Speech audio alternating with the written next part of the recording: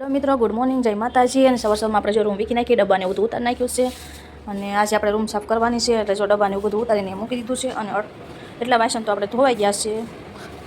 હવે આપણે ચાલો રૂમ સાફ કરી નાખવી. તો એટલા પેલા વાસણ આપણે ધોઈ નાખવી. ધોઈ રહ્યા ત્યાં તો થઈ ગયો આપણે ટીંકુબેનને લેવા જવાનું ટાઈમ, કારણ કે એને 11 વાગે છૂટી જાય એટલે કીધું ચાલો ઘડીક આ ઘર મૂકી સાઈડમાં અને ટીંકુબેનને આપણે લઈ આવી. તો ચાલો આપણે ટીંકુબેનને લઈ આવી. બેન ટીંકુબેન સ્કૂલેથી આવી ગયા છે, આપણે એને લઈ આવ્યા અને પછી આપણે એને રસ્તામાં એને લેવડાવ્યું આઈસ્ક્રીમ. તો અમારે ટીંકુબેન જો આઈસ્ક્રીમ ખાય છે અને સાથે છે ચાઇનીઝ રોલ. તો ચાલો આઈસ્ક્રીમ ને ચાઇનીઝ રોલ ખાવા માટે આપણે બપોરા કરવા બેસી ગયા અત્યારે. એટલે રાંધવું ક્યાં, એટલે કીધું ખાઈ નાખ્યું નાસ્તો મંગાવી. તો આપણે મસ્ત મજાની રૂમ સાફ કરી નાખી, સરસ મજાની આપણે આ રૂમ છે. રૂમ પણ આપણે સરસ મજાની સાફ કરી નાખી છે. હવે એક મંદિર સાફ કરવાનું રહ્યું છે આપણે, અને ગેલેરી રહી છે બાકી રૂમ. અને રસોડું પણ સરસ મજાનું આપણે સાફ સફાઈ કરીને બધું ચડાવી દીધું છે ઉપર. અને હવે આપણે પસ્તી એક દેવા જવાની રહી છે. બાકી બધું ઓલરેડી સાફ કરી નાખ્યું છે સરસ મજાનું. અને ફ્રીજ પણ આપણે સરસ મજાનું સાફ કરી નાખ્યું છે, સાથે મસ્ત કરી નાખ્યું બધું. હવે એક રહ્યું છે પસ્તી દેવા જવાની છે. અને આપણે એક આ માતાજીનું મંદિર જે છે એ સાફ કરવાનું રહ્યું છે.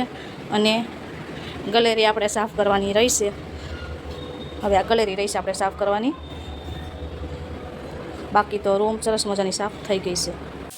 લો ફેમિલી આજે આપણે બનાવવાનું છે દાળ બાટી. દાળ બાટી બનાવવા માટે આપણે જો કુકરમાં દાળ મૂકી દીધી છે. અને અહીંયા આપણે બને ખોલાવી દીધા છે મરચાં લાલ.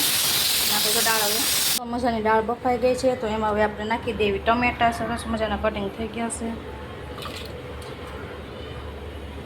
બધા દાળ બાફે તે નાખી દઈએ, પણ આપણે દાળ બફાઈ જાય ને પછી નાખીએ છીએ. અને એમાં નાખી દેવી આપણે લીલી ચટણી.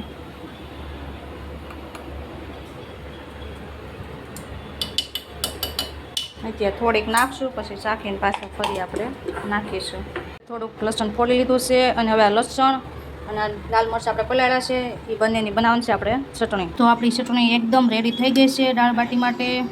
તો આપણે બાટીનો લોટ બાંધવી છે. જો આપણે કરકરો ઘઉંનો લોટ આપણે ગયો હતો, એટલે ઘઉંનો લોટ ને એમાં થોડોક આપણે શેણાનો લોટ નાખ્યો છે. પછી એમાં હવે આપણે નાખવાનું છે થોડુંક મીઠું નાખી દેવું. શેણાનો લોટ, ઘઉંનો લોટ ને મીઠું થોડું. પછી એમાં આપણે થોડીક હળદર નાખવાની છે, થોડુંક ધાણા જીરું.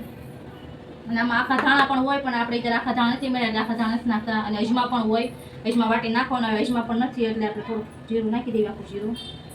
અને આમાં થોડી સોડા પણ હોય, તો થોડીક આપણે સોડા નાખી દેવી.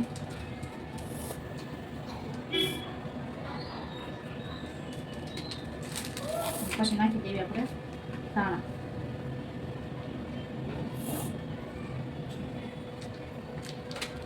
અને તેલ નાખી દઈએ મોણ માટે. વધારે તેલ નાખવાનું એટલે મોણ સારું પકડે. ઘઉંમાં લોટ બાંધીને એટલે મોણ વધારે જ નાખવાનું, એટલે સારી બને. નાખીને બહુ ઢીલો એને બહુ કઠણ એવી રીતનો લોટ બાંધવાનો છે. હવે લોટ બંધાઈ ગયો છે. અને હવે ઘડીક 5 મિનિટ આપણે ઢાંકીને મૂકી દેવાનો છે. તો જો આપણે લોટ વાળી દીધા છે બાટી. હવે આપણે એને શેકા મૂકી દેવાની છે, એટલે શેકાઈ જાય.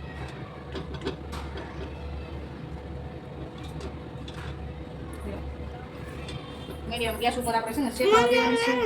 અને એને આપણે ઢાંકી દેવાનું. તો આપણી સરસ મજાની બાટી પણ શેકાઈ ગઈ છે. અને ચાલો બધા દાળ બાટી ખાવા માટે. જો દાળ બાટી બની ગઈ છે. બાટીને આપણે પહેલા તો છે ને આવી રીતની ટીંકુબેન જો ખાઈ હોતી લીધું. આવી રીતે આપણે બાટી મસ્ત બની છે. આવી રીતની સોળી લેવાની બાટી. પછી આમાં છે ને આપણે દાળ ચટણી બનાવી હતી ને એ નાખી દેવાની. તીખી હારી થાય. પછી એમાં દાળ નાખી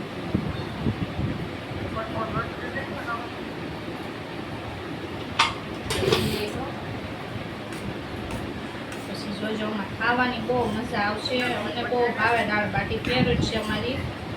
આપણે તૈયાર ન લાવી, ઘરની વધારે મજા આવે, ઘરે બનાવી નાખી. મસાલો બધાય દાળ બાટી ખાવા. એની સાથે કાંદા.